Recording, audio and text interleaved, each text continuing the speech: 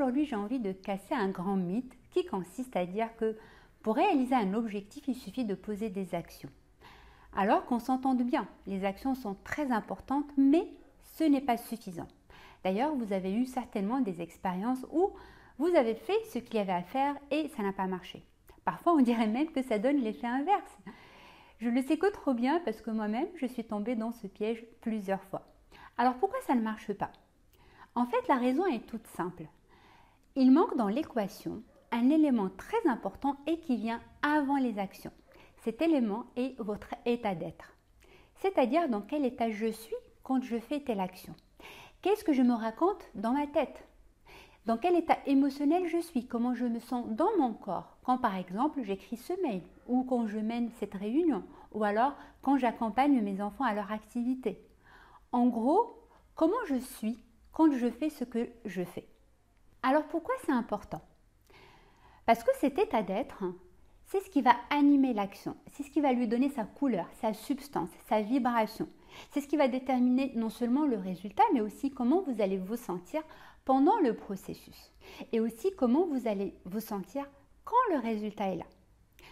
Alors, quand on dit dans quel état vous êtes, c'est par exemple, est-ce que vous êtes dans un état de confiance ou de peur? Quand votre collègue pose une question pendant que vous faites votre présentation, est-ce que vous êtes dans l'ouverture pour accueillir ce qu'il dit et donc vous êtes suffisamment clair dans votre tête pour donner la bonne réponse?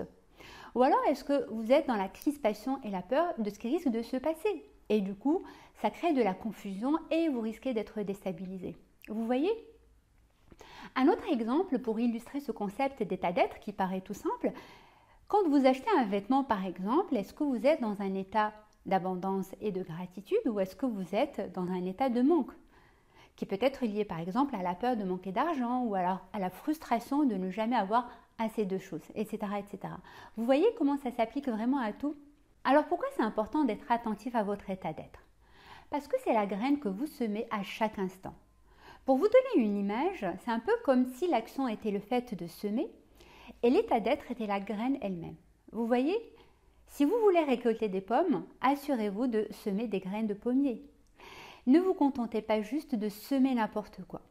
L'action elle-même n'est pas suffisante. Il faut lui donner la substance que vous voulez. Vous voyez?